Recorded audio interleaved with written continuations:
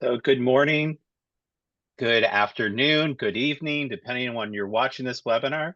I'd like to welcome all of you to another session in the Non-Ferrous Founder Society Next-Gen Webinar Series, where we bring practical, real-world leadership learning directly to the next generation of founding professionals.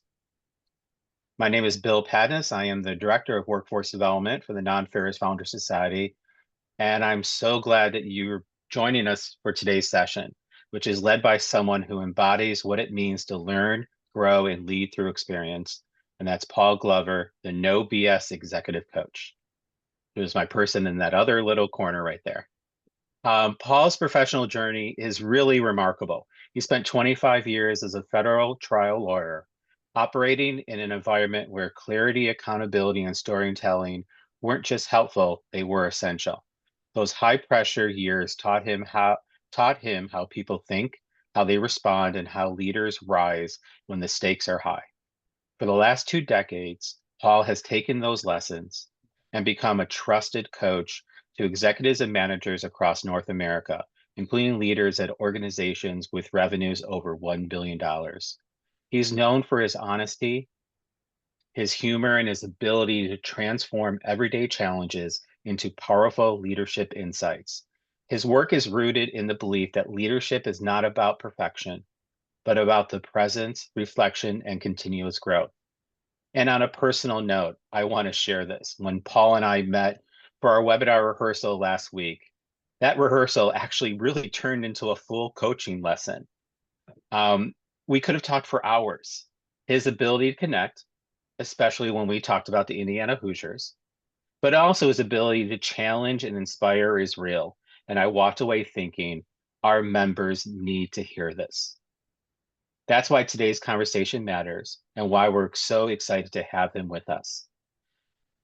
Before we officially welcome Paul, I want to let everyone know if you have any questions during the webinar, feel free to add them to the Q&A box that you'll see below or add them into the chat function. If needed, I will interrupt Paul and say, hey, we got a question here, or there's a comment, and I know he welcomes that. Or we'll have a few, definitely time for Q&A session after he is done with his presentation. So everyone, please join me in welcoming Paul Glover as he leads us in today's session, Fail Forward, Turning Setbacks into Stepping Stones. Wow. Well, thank you. Such a nice introduction, Bill. And yes, I really did enjoy our conversation as we talked about this presentation. And obviously, I'm very passionate about this. As an executive coach, I teach and advise leaders in all sorts of companies, but specifically family-owned. That's my niche, has been since I started coaching in 2002. And you'll note in the introduction, Bill was kind enough not to mention the ex-felon part. So we're gonna get to that in a moment. So let's start. And by the way, as Bill stated, questions and comments, observations throughout this are welcome. This should be as participatory as possible. Really want you to get as much as you can out of this. And if you don't agree, that's even better. Because I definitely, as that recovering lawyer, I definitely enjoy an argument. So if you've got a different opinion, you should not be hesitant to express it. So Well, Paul, we have our first all right. raised hand from Nicole Ward, so I'm going to allow her to talk. Excellent. Nicole? She's on mute. Yeah. There we go. Hi, I'm so sorry. I did not mean to press that. Oh, okay. All right, then we'll go back. Say thanks, Nicole. Sorry. That's okay, no problem. Oh, okay, then the next person, we're waiting. Okay, here's our next slide. All right, let's get started. By the way, not only am I passionate about this concept of failure, I'm also very opinionated. And it's based on my own experience, but also on my experience coaching throughout the last 2 decades with leaders at all levels of organizations throughout the United States. And it's based on that experience of coming to this conclusion that failure and success are equal partners in every leader's journey. And I've got our infamous sign, right? The Zen sign of yin and yang, which shows that our life and that philosophy is comprised of equal part good and bad. And I found that to be the case with leaders, especially in family businesses. And that's because I don't care how good you are, sustainable success is extraordinarily difficult. And a part of that growth that's required for success must have as a part of it the opportunity to take the calculated risk we're going to talk about, which means you can't be risk adverse and you have to be willing to accept failure when it's the right kind of failure. And we're going to talk about that exclusively. Let me also, taking the concept of next generation leaders, I think that's an extraordinary opportunity to think about the fact that it is a difficult transition from not being the leader to being the leader. And the higher up you go in an organization, the more difficult that transition is. And I think it's apparent to everyone listening, but I'm going to say it anyway. I'm noted for stating and restating the obvious, because I don't believe that it's heard enough or understood enough or accepted enough. And that is, the existing status quo is resistant to change. It's the nature of the status quo. And that status quo also represents a comfort zone. And those that have established that status quo are going to defend it. And why not? It's worked. But I would suggest to you that we live in a very vulnerable and volatile time where the comfort zone has got to be looked at differently. So starting off the presentation, this is my philosophy about the concept of success and failure, that they are equal partners in every leader's journey. And I'm not going to only contend that that's my position. Let me contend that the research shows. And failure, by my definition, is pretty simple: not meeting expectations. And I recognize that's a simplification, but it absolutely is where we are at as leaders. Whenever we step into a leadership position, there are both spoken and unspoken expectations. And we've been put in that position as a leader to either meet and hopefully exceed those expectations. Failure to do so is failure. So when we look at it, though, let's take a look at why I believe that this partnership between success and failure exists. First, we've got the MIT Sloan's management review, which shows that 50% of leaders will eventually derail. And then they define that as fail to meet expectations at some point in their career. And obviously, as you advance in your career and you take over a position, you become the leader, the boss, the person who's in charge. Let me tell you that first, your expectations of what that position requires is absolutely wrong. Until you step into the position, you don't know the requirements of the position. And I call that, as I talk to people, I believe there's a 3-year transition period when you get into those higher level leadership positions. The first one is the what the hell year. Because as you on the outside saw whoever occupied that position and met those expectations, did the job, you thought you understood how the job got done. But until you step into the role and start to experience the pressure of that role, you don't know. And you learn that in the first year. You learn that those expectations that you had about the role probably have to be re-examined. In the second year, you get your feet under you. You understand the role and you're starting to be comfortable with the role, and you're also putting your fingerprint on the role, because it's already been established by someone else, but you're now in a position to put your fingerprint on it. You're in a position to change those expectations. And I tell people that leaders are promoted for 2 reasons.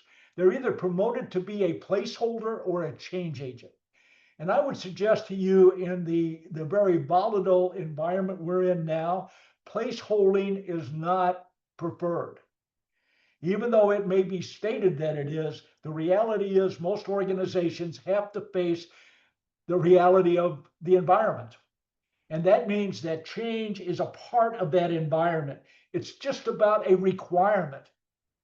Even if your industry is not tech, it's not AI, it's not initiative forward thinking, it will need to change. It will need to respect the reality of the work environment and the business community and your customer base, which is also changing, and start to realize that that change has got to take place when you occupy that leadership position.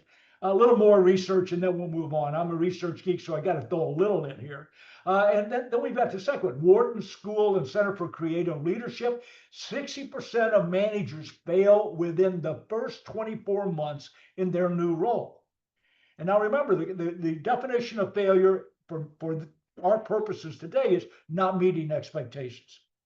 And often it's not because of lack of effort. Most people put the effort into it. Once they have that new role, they work hard at it. I've already mentioned the status quo and the comfort zone that continue to be restrictive. And if you've been put in that position to be a change agent, you will have to resist the status quo and eventually change it. Because the status quo was not always the status quo.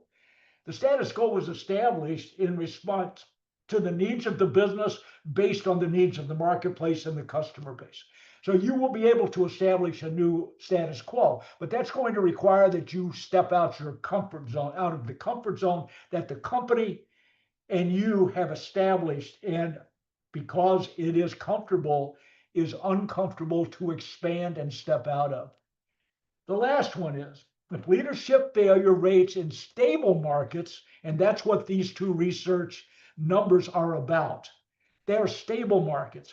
If the failure rate is 40 to 60%, the VUCA, and I'm sure you've heard that term, conditions, but the volatility, the uncertainty, and the complexity and ambiguity push the risk of failure to between 60 and 80%, especially for unprepared leaders. When I talk about unprepared leaders, those that aren't willing to understand the concept of failure. So I believe that we are existing right now in a very volatile time that is uncertain, has complexity and ambiguity. With that in mind, we need to take another look at how we define and how in our relationship with failure. I'm a quote guy, and you'll see a quote at the top of every slide. I think that they're all very relevant. I wouldn't put them there. My grandchildren, of course, every once in a while they get to look at my presentation, and they keep wanting me to find someone in this century. So I'm going to have to start looking at rap stars and see if I can jazz it up a little bit just for Gen Z. But why this presentation? Our concept of failure is very stilted. A deep-rooted belief in our culture, success means never failing because failure is unacceptable. That if I fail, it means there's something wrong with me. Of course, that's nonsense. We all make mistakes and fail, part of the journey towards success. Amy Edmondson. That is the psychology of failure that you have to fight. Because if you accept that belief, then you are destined to not be sustainably successful. And I talk about success in two ways. You've got momentary success. As a leader, you need to be looking at sustainable success. That means success that's capable of continuing to grow and be profitable and see increased performance, even in this very unhospitable work environment and marketplace environment. So my answer to that is we can never eliminate failing, but we can reduce the fear of failing. And if we do, our team and we will be able to do the necessary work.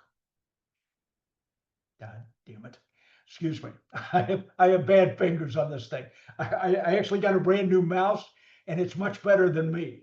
So I'm catching up. Definition of failure dictates behavior.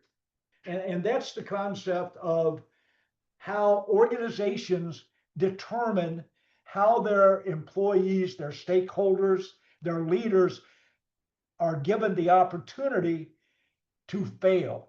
If failure is defined as unacceptable and punished, team leaders and team members will avoid it. But let's talk about how they will avoid it. First, they won't accept responsibility or accountability for failing. Second, they will blame others for failing. They will hide it or ignore it. They will not challenge the status quo. They will take no risk, and they will not expand their comfort zone. If your organization has as the definition of failing that it is unacceptable and will be punished, this is what happens. So there has to be a mindset about the organization looking at failure and redefining it as an acceptable part of a growing organization who have people that are showing initiative. Now, if you're not interested in that, if you're not interested in growth, you don't want your employees, your other leaders to show initiative, don't pay any attention to this. But if you do, and I believe that you're required to out of necessity, not necessarily desire, then you've got to look at this and say, if we are going to have this rigid definition of failure, then this is what we're going to get. And if we get this, we don't get increased performance or growth.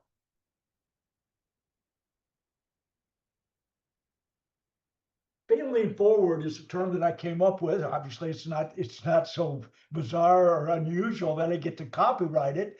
But the reality is that it's something that I use as the opportunity to have a talk about failure, because I feel that failing is exactly that. It gives us the opportunity to do what? To learn, improve, and create sustainable success.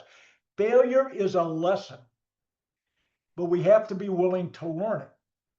And so many leaders avoid learning the lesson because it's painful. By the way, anybody who says you should embrace failure, that's BS. Nobody wants to embrace failure. My concept is we can't avoid it, so we have to have something to do with it once it occurs. I don't want to hug it. I want it to go away. I don't want it to occur, but I've accepted the inevitability of failing. It is going to happen. Let me tell you why I believe that. First, I am an epic failure. But that's because my failure has led me to become a subject matter expert. Like I said, Bill was kind enough to talk about my recovering lawyer, becoming an executive coach. I've spent 5.5 years in prison. White collar crimes that destroyed my law career, which was I loved practicing law, and financially ruined not myself and my family, and emotionally devastating because no one knew I was a crook. And I spent 5.5 years in a federal prison. And during that period of time, I recognized the fact that I had to come to grips with that failure. And if I didn't come to grips with it, I would repeat it. And my first 2 years in prison I engaged in revenge fantasy. I refused to accept responsibility or accountability, and I blamed others. And revenge fantasy was what I was going to do to those people that had put me in prison when I got out. 2 years into that incarceration, I came to the reality. It was a fantasy. And we live in fantasies, don't we? I had listed all of those things that we will do to avoid failure rather than accept responsibility. And I did all of those. 2 years in, though, the reality finally came home to me that I had put myself in prison. It was my behavior, my attitude, my mindset. And I realized at age 50, now I went to prison when I was 48 years old. Like I said, destroyed my law career, just about destroyed my family. I am one of those grateful people whose family allowed me to remain a part of it, even though I had done these things that put me in prison and financially destroyed the family. At age 50, that seminal moment came to me that if I did not learn from this experience, I would be doomed to repeat it. And I knew it was in my nature to go back, associate with those people that had committed crimes with me, and become a career criminal. I wasn't going to be a lawyer anymore. I've not been allowed to practice law. So what was I going to do when I got out as a 50-year-old white guy? And the reality was I had to structure a career. And I took that experience, and for 4 years, I examined it. And based on that examination, I determined that there was a way to use failing and failure as an opportunity for growth. And I made that the basis of my coaching career, that I am the No B.S. workplace performance coach. And one of my jobs is to tell leaders the truth. Often they don't want to hear it. And a part of that truth is the concept of how they deal with failure. They don't get to run away with it. They get to face it and they get to learn from it. And that's what this is about. Failing forward only works when you use it as an opportunity to learn, improve, and create sustainable success. So, 3 types of failure. Unforced errors. Those are the ones that drive everybody nuts, and you can do something about it. We're going to talk about what? Intelligent failures. Because most people they equate failing with being stupid, with making a stupid mistake, with not knowing enough not to fail. That's not intelligent failure. They happen all the time. And the last one is the uncontrollables.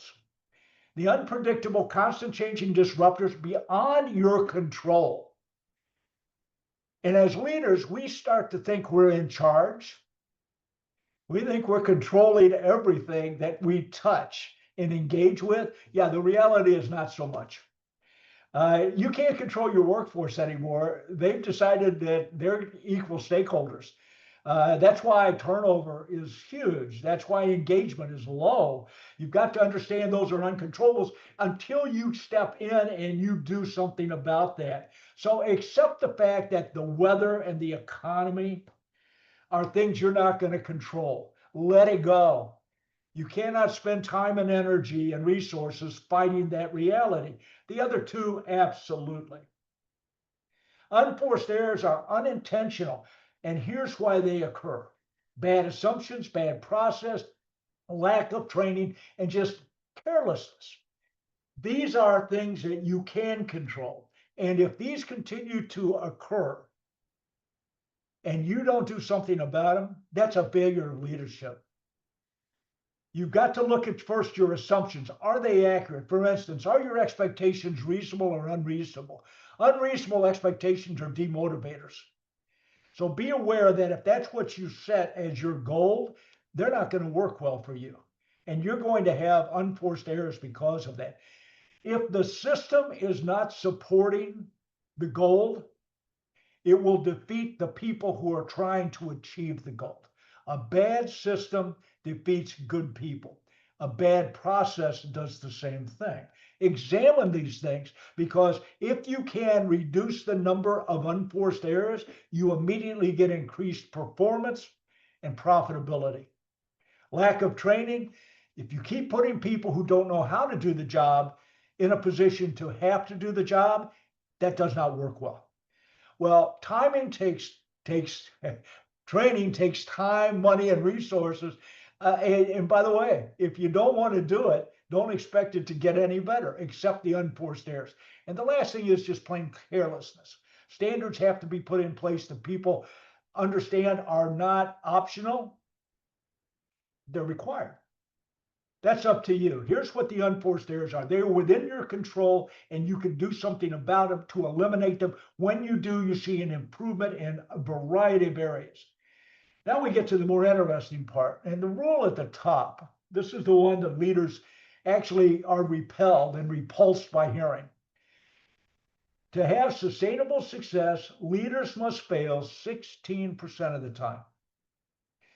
The research on this has shown that if you're not failing 16% of the time, you are not taking enough risk to grow and have sustainable success.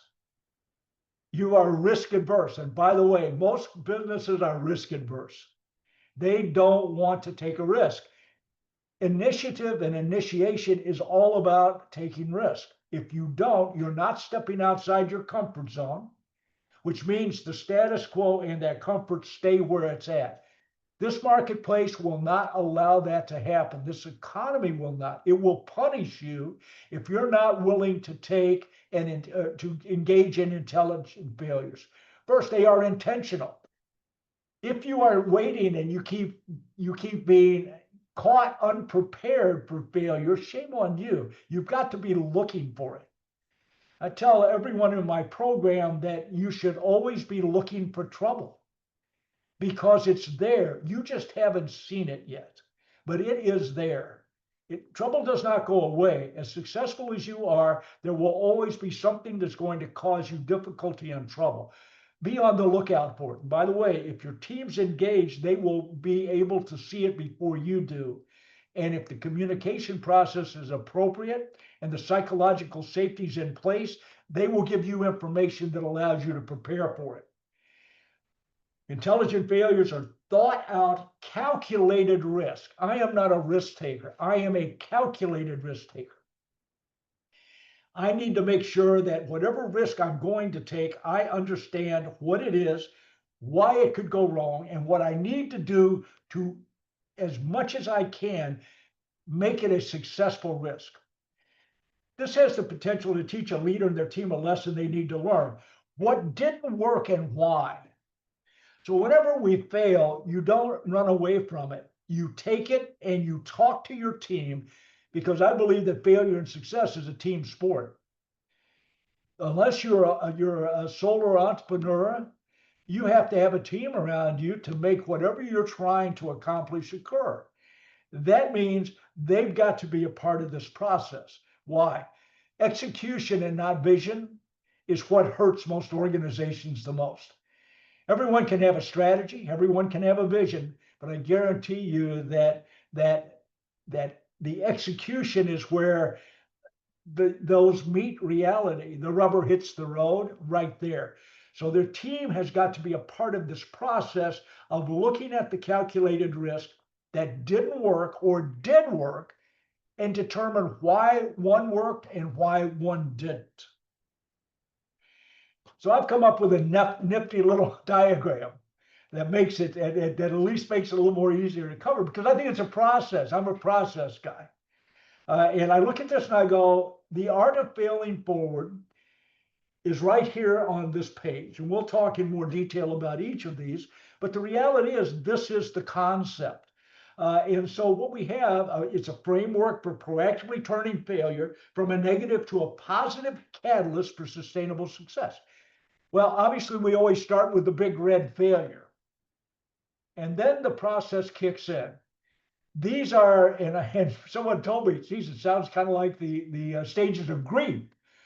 And I said, yeah, I think you're right to some degree. It is, because we are suddenly feeling, oh my God, I failed. And remember how Amy Edmondson said we look at failure in the United States of America and the capitalist system? It's something that is a failing of us.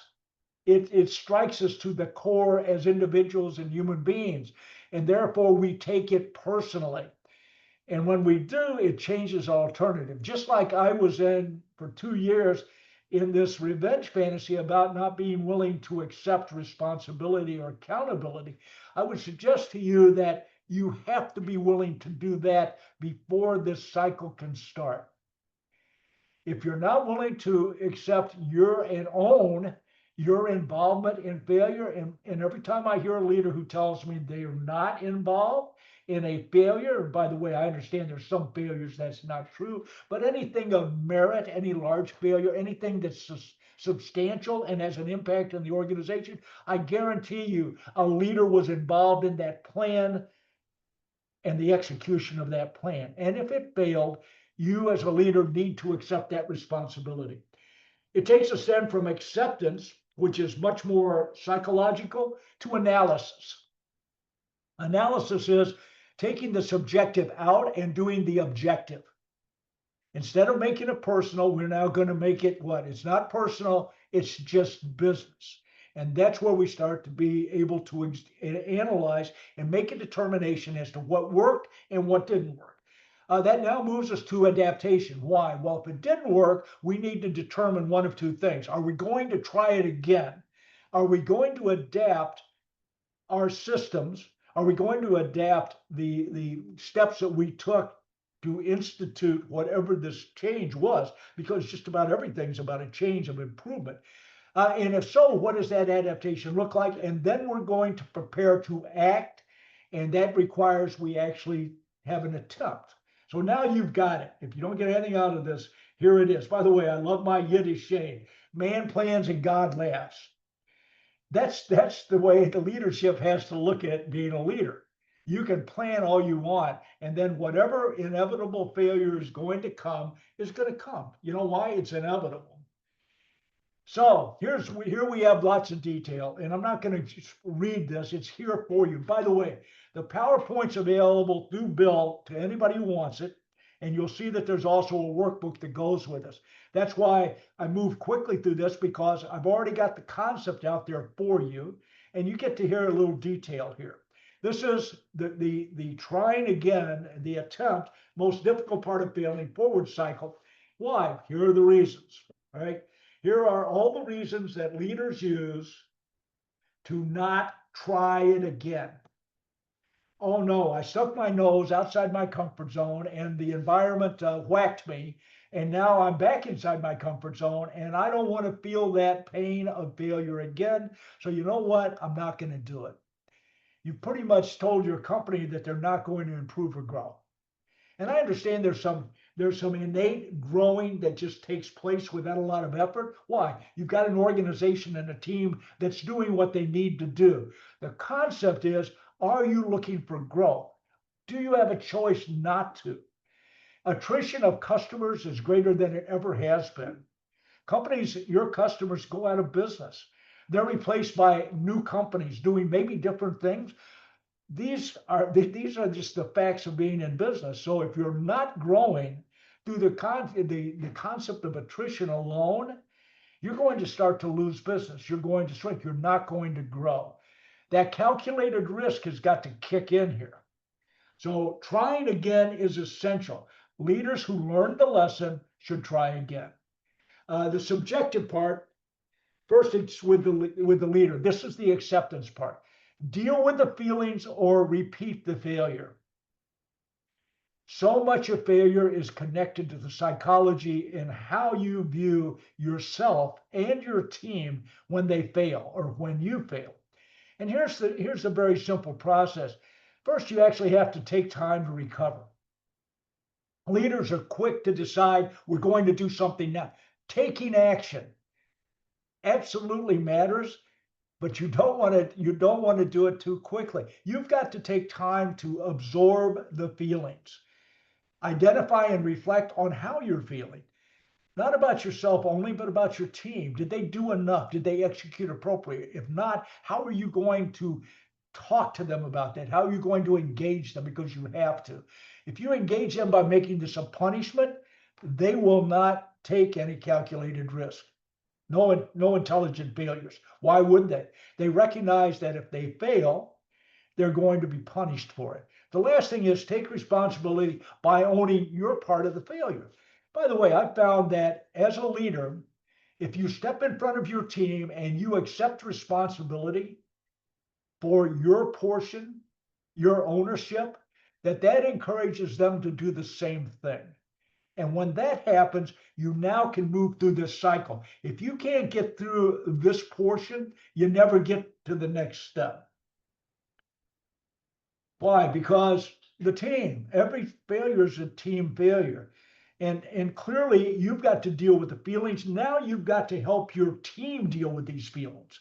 And that's taking them through the process also, so that at the end of this, once again, if you go in and you flog them, they've learned a lesson. Don't take risks. That's the lesson. If you go in and you say, by the way, I've thought about this. I want to make sure you understand I accept my responsibility for not being as supportive, not giving you enough resources, not giving you enough training, whatever it was, they will then feel that they can also open up and talking about what caused the failure. Once you've started that, we get to go to analysis. but only after the team has gone through the same process you have. This is the objective part of failure. Team failure, what are we looking at? 5 items. First, you got to have a debrief. So many leaders just want to move on to the next thing. They just don't want to deal with it. They don't want to taste it. They don't want to feel it. No, you have to have the debrief. And therefore you do it with the team. After you've thought about it, you owned it. They know that you've owned it. You understand what their feelings are. Then you do this. You debrief with the team.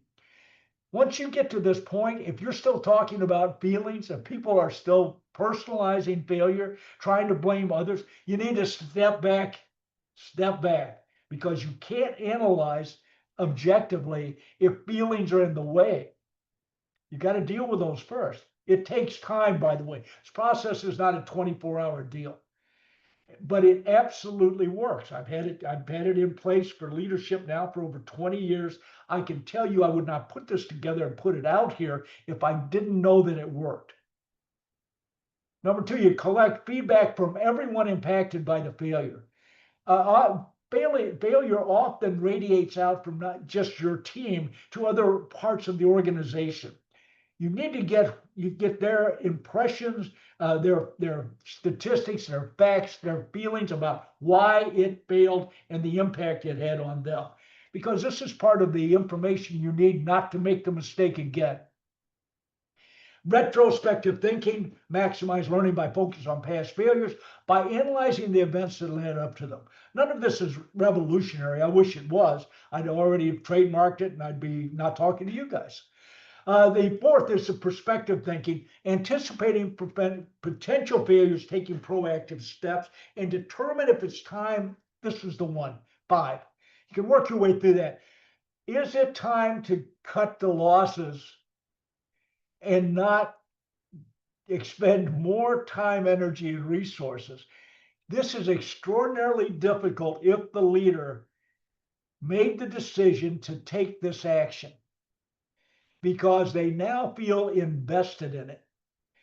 But if you've done this and the realization is that the return on the investment on the expenditure of time, energy, and resources is not sufficient, let it go. It was a mistake, a failure. You tried it. It made sense at the time, but there's no reason to now double down. Doubling down does not get you to success. It often gets you another failure. Only when you've made the determination that you've done these steps, this analysis, and you recognize that if you do the next part, adapt. If you adapt and the opportunity for success presents itself as a different perspective, go for it. You've got to have, obviously, faith in your team and yourself that you've done these steps, especially analysis, before you get to having to adapt. By the way, my quote from Darwin, right? It's not the strongest of the species, it's the ones that are most adaptable to change, right? And when you think about your organization, that to me is the basis for sustainable success. Are you adaptable? Because the world's going to change around you, whether you decide to change or not. But at some point, that world is going to force you to adapt to its reality. I would suggest that you want to be in front of that so that you can enjoy the opportunities that are out there because you're looking for them. So what is it, when we look at the adaptation, it forces team leaders and teams to do these things. Back to assumptions. If your assumptions were bad to start with, that should have been revealed as you analyzed why it failed, why whatever project or initiative failed. Were the assumptions correct? And if the assumptions weren't correct, would you be successful if you changed those assumptions? Were the goals overreaching? Did the marketplace just not provide the opportunities that you thought it was? Was the strategy appropriate? How about the processes, the resources, and by the way, were the right team members put in charge of this? These all are very elementary, but I've found that leaders don't do these things. What they end up doing is saying, I want to try this again. And they do exactly the same thing. They'll make a minor change. You know what our minor change is? I'm going to put somebody different in charge of the team. Because obviously it was the team's fault this didn't work. No, it's not obvious that it was the team's fault. They may not have been capable of doing it because of all of these items that weren't supportive. And by the way, your involvement in it may have caused them not to take the necessary actions to be successful. So instead of doing that, objectively go through this and then pivot to meet the new circumstances or challenges, because that's what they are. If they were the old circumstances and challenges first, why were you trying something new if what you had in place was working? I'm not an advocate of saying blow your operation up if it is working. And when I say working, providing the success necessary so that the organization grows, continues to prosper.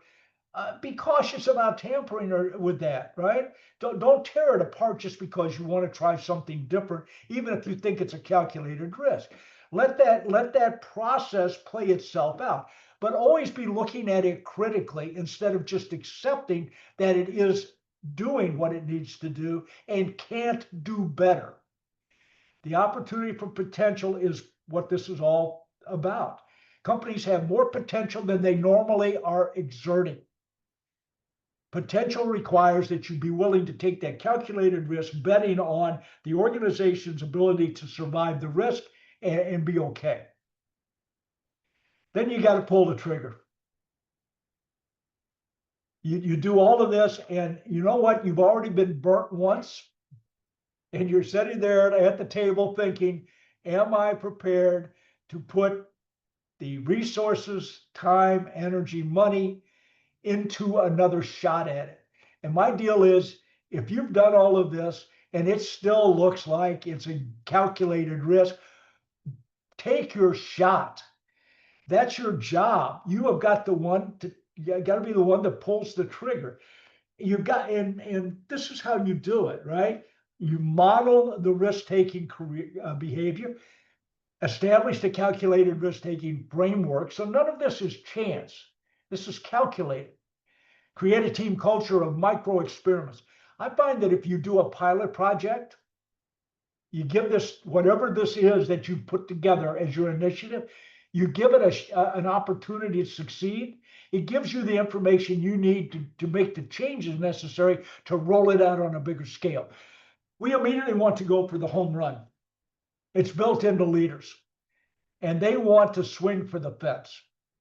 I like the singles and doubles and the triples. If you can get those, you grow, you prosper. And by the way, it's easier to hit a single than it is a home run. Why? What they show with statistics, home run hitters, they strike out as often as they hit a home run. So the reality is, I don't see that as viable for a company and organization unless by the way, if you want to compare yourself to tech companies or artificial intelligence companies, have at it. I don't think that's where you're at.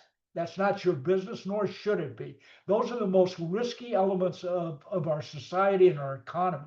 You don't want to be tangled up with that, because I guarantee if it goes bad, it goes all the way bad. I'm old enough to have seen the internet bubble burst. And those companies that were structured on the value of the internet went away, just completely disappeared. And I can tell you that, therefore, I am a calculated risk taker. I don't look at those as being viable. What I look at is the companies that I deal with, distribution and manufacturing, are very stable, established operations that should take calculated risk to continue to improve and grow. And with this process, it's successful. Reward risk takers by celebrating effort, not just success. If the only thing you're going to celebrate is success, people stop. Why? Success is still difficult to achieve. Look at the effort. Are they following this plan? Are they being calculated when they take risk? Are they doing the analysis necessary in the adaptation? If they are, celebrate that effort. And finally, have a contingency plan. Plan B is fantastic. I think that everybody needs to have one. If you put it, we love the legends and the myths. FedEx. Fred Smith can't make payroll. And what does he do? He collects whatever money's in the bank and he goes to Vegas. And the roulette wheel or 21, whatever the heck he placed it on, it's fantastic. And we look at that and we go, wow, let's celebrate that. And I'm thinking that was probably the stupidest thing I've ever heard of a leader doing. Why? At the end of the day, if he had been unsuccessful, FedEx probably would never have existed. That's not a calculated risk to me. I'm sorry. Maybe if you're that desperate, that's what you do. I don't advise that. Don't get that desperate. How about that? If nothing changes, nothing changes.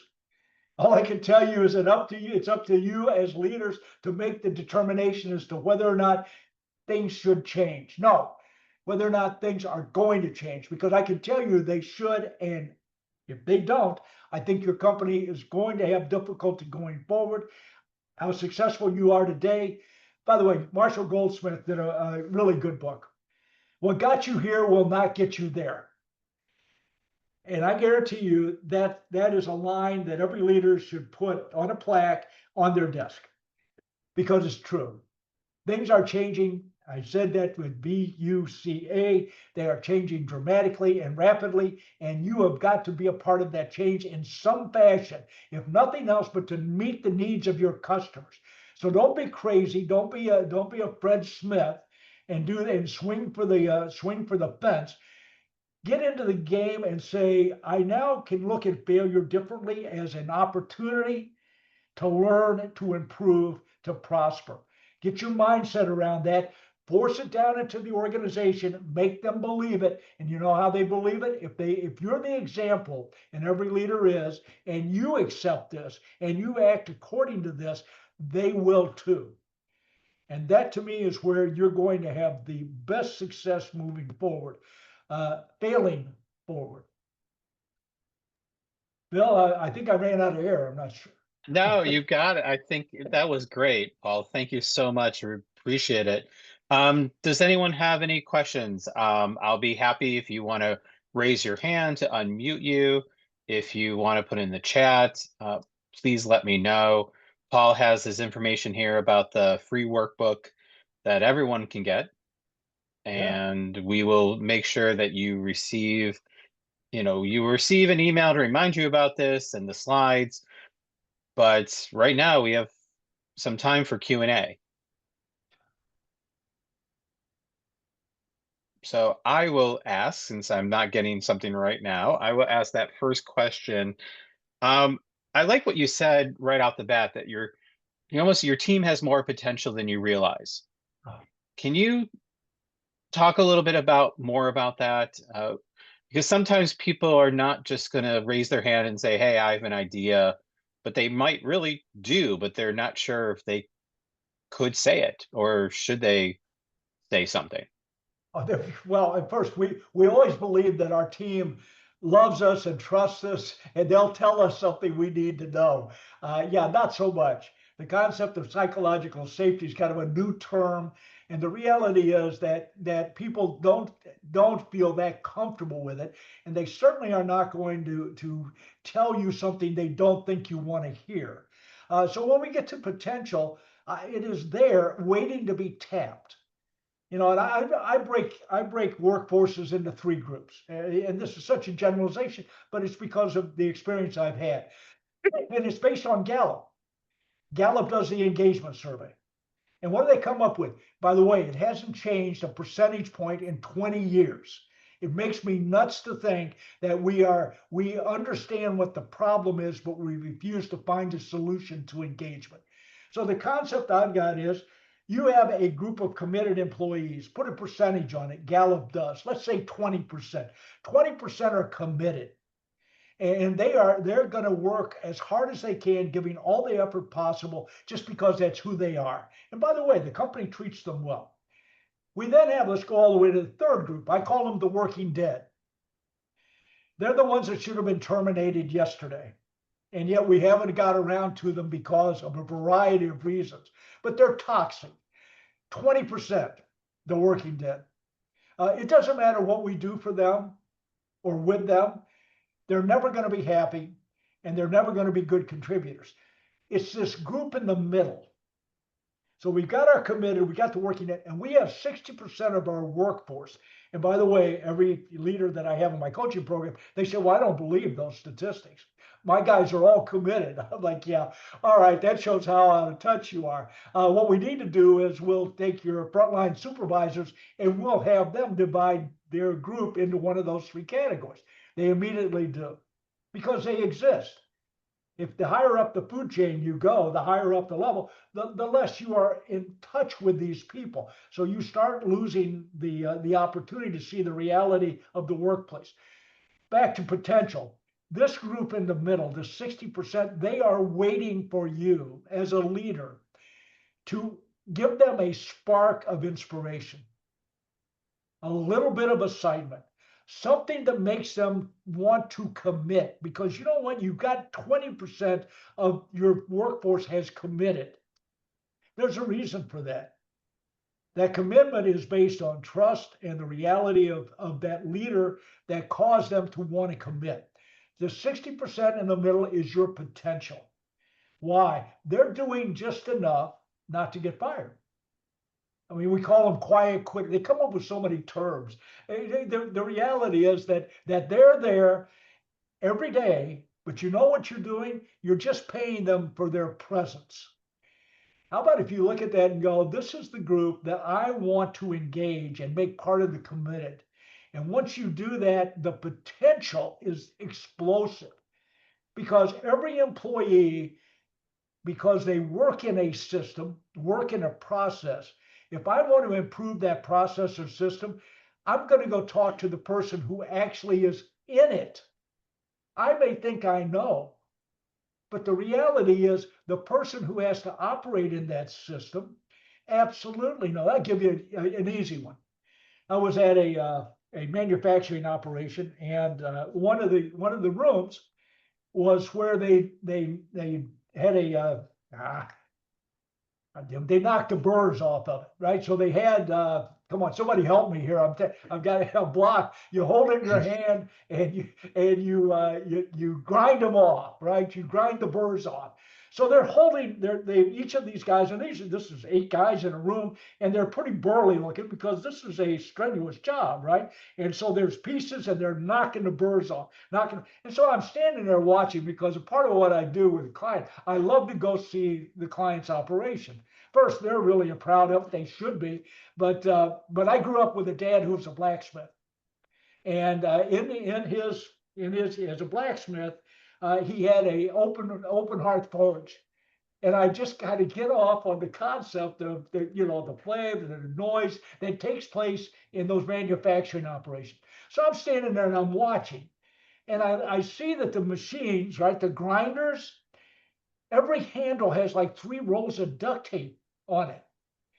And I'm like, that's not factory, right? So they hit the brake, and I step up to one and I say, what's with all the duct tape?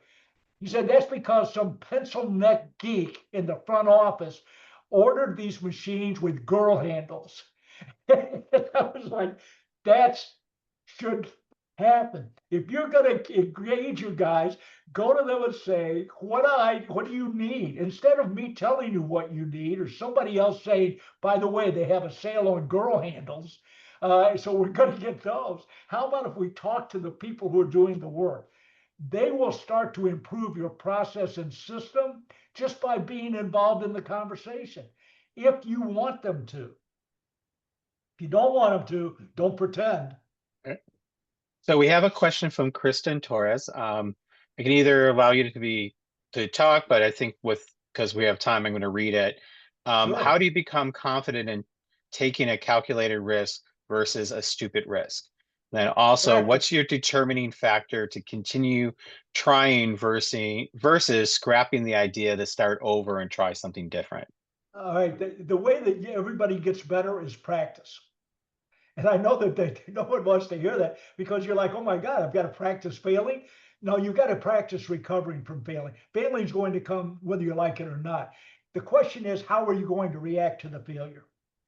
And so you practice that whenever there's a failure. By the way, small failures happen all the time. I look at those, what I call the unforced errors. Those are failures of leadership. So if that occurs and you're in a position of leadership, you should do something about that. You should react to that. That allows you the practice of saying, let me examine why this unforced error continues to happen. Because unforced errors are not in isolation.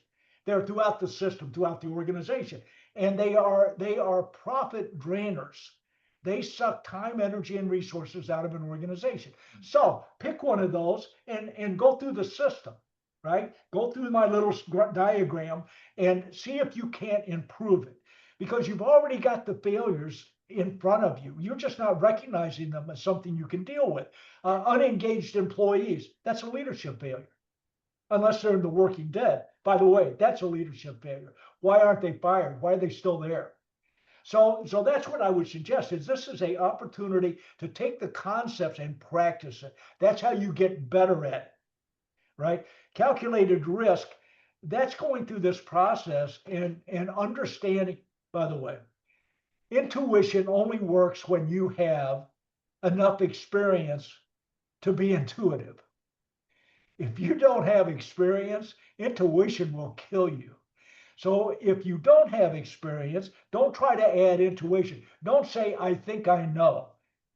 Verify by getting objective information that supports the risk. Calculated risk is based on having enough information to make a non-emotional decision about the risk, whatever it might be.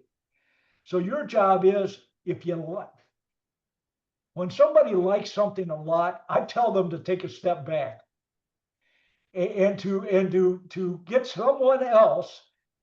Let me give you a better one. Calculated risk is hiring. Every time you hire an employee, it's a calculated risk. Why? You may think they're perfect for the job. I have 4 granddaughters. I know the lyrics to every Taylor Swift song. Let me tell you the one that I love. I'm a nightmare dressed like a daydream. That's someone who wants to be hired at your company. Maybe they're really a daydream. 50% of the time, they're a nightmare. How do you look at that and say, how do I turn that into a calculated risk? First, I want to make sure I've got everything in the process that funnels people to me, potential employees. I want that to be where it needs to be. So I'm not wading through 130 applications, and 120 of them should never have got to my desk. Once I've done that disbursement of those that shouldn't be there, I'm going to now do the interview. Anyone who interviews by themselves, solely them and a applicant, is an idiot.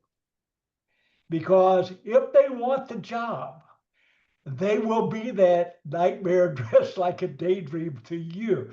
They're not stupid. Anybody who thinks employees are stupid anymore, I'm sorry, that was the last century before we taught them to be smart. And now they're smart. And so if this person wants the job, I guarantee you, and if they go through a few interviews, they're going to be able to fool you. You know who they can't fool? 2 people. They can't fool 3 people. If you don't do panel interviews, I guarantee you, you have now stepped into not a calculated risk, but just a risk.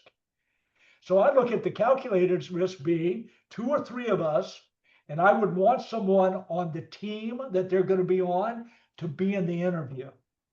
See, this is where it gets real. That person is not able to hold up a disguise about how good they are, about how you should hire them when it's not just you. So right there, it's a very simple opportunity to say, I'm going to turn the risk of hiring, which fails 50% of the time, into a calculated risk. And if I can reduce the number of bad hires, I've had an immediate impact on the bottom line. Simple. That's how you start getting good at it. Then you can reach out. You can start to expand because you now have the practice has given you a skill set. You now take the skill set and you start to expand it to other areas of the business. Does that make sense? Well, I just want to make sure, Kristen, if you want to unmute, you can. I just want to make sure your question was answered.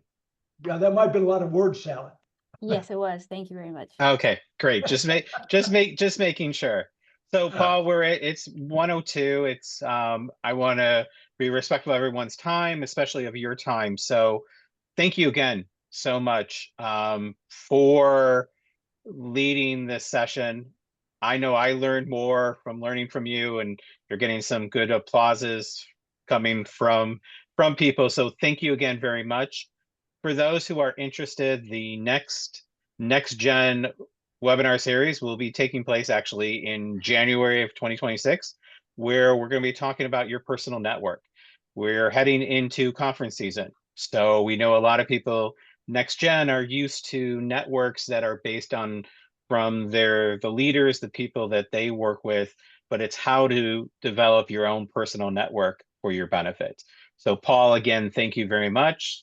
On behalf of the Next Gen Committee at NFFS, thank you all for listening. We appreciate it. Bye-bye. Thank you, Bill. Thank you.